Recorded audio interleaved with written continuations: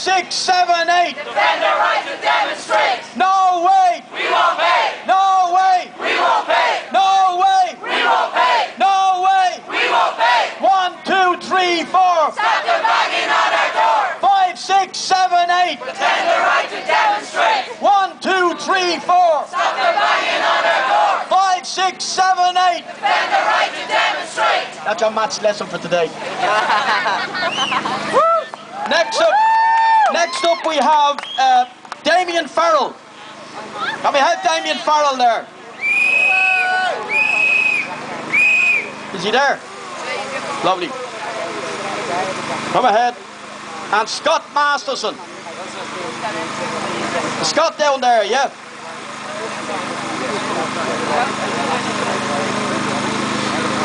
After that arrest, he's we're going to call it Bat Masterson.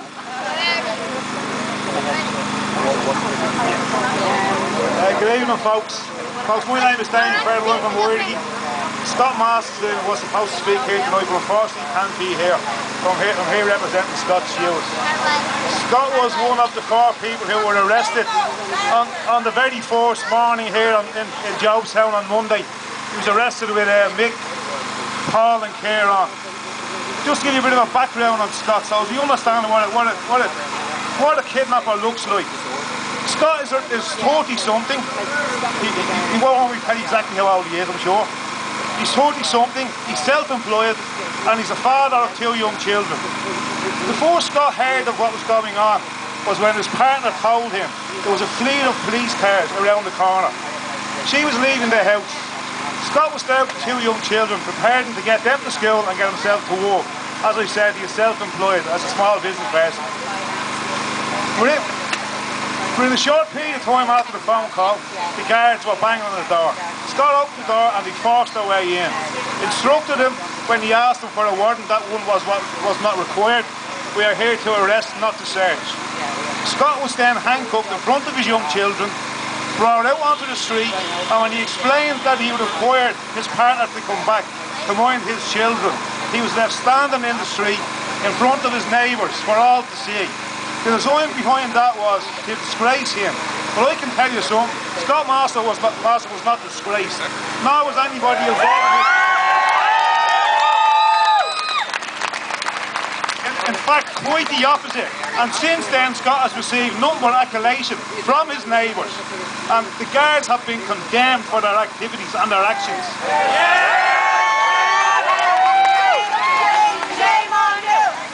Scott was then hauled into a guarded vehicle and trawled through the communities of Tallaght, again designed to show his strength in an attempt to criminalise this campaign. A campaign that previous speakers have said is close to success. The opposition are on the ropes. That's true what Nicky said. They are wandering around punch drunk. And it's up to us now to make sure that this political activity, this political policing does not concern us. We must keep going in a straight line forward.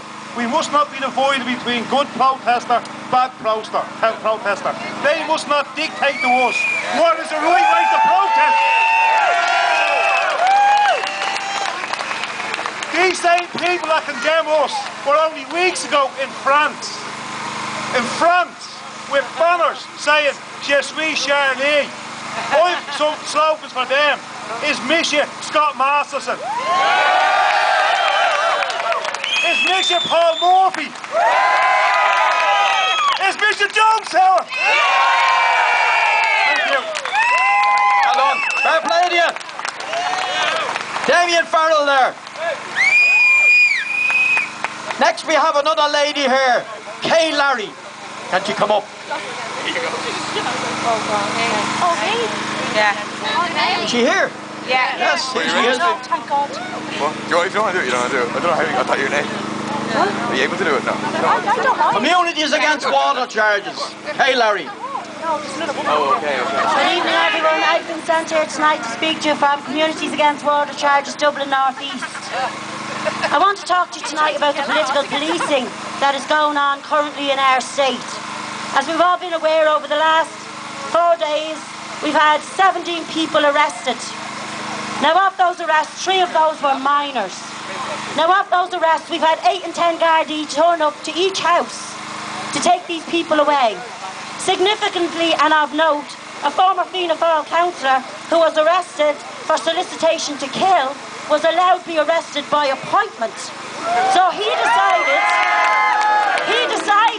when he would turn up to the police station to be arrested.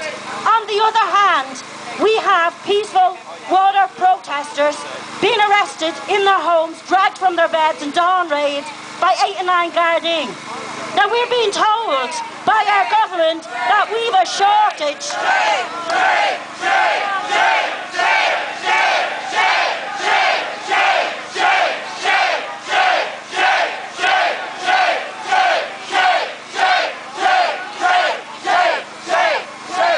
Now we're being told that there is a genuine shortage of Garda resources. Well, apparently not when it comes to arresting peaceful protesters.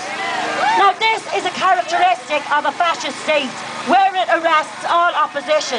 The idea behind this is to get you to go home, to get you to be fearful to come out, because not only when we come after you, we're going to come after your children too. Now no thoughts were given to the trauma those children suffered, particularly the underage children who could have been sitting mock junior or leaving cert exams or been dragged out of their houses by 8 and 9 beefy brown guards and detectives and brought down to the stations. No thought was given.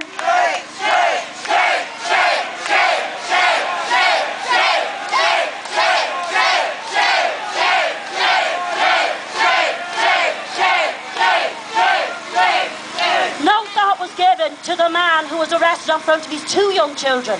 How traumatised are they to see this happen? Now these people weren't criminals. They had the audacity, they had the sheer nerve to protest against what we see as an unjust and an unfair tax. Now we already pay for water. Make no mistake, it's not free, it never has been. We have paid through our motor tax and our VAT since 1997, and just this year alone 66% of what you've paid in your motor tax is going to Irish Water. No potholes, no roads will be fixed, it's going to Irish Water. Now the whole idea of this political policing, and it is to shut up and quieten down any political opposition. In fact, any opposition at all. We are just ordinary people and we've a right under our constitution to free assembly, to free protest and free speech. But our government don't want us to practice those rights. They want to take it away from us. And we dare. They look at us and they say, how dare you challenge us? How dare you question our policies? Well, let me tell you now, we dare. And who dares wins. And we will win. We will win.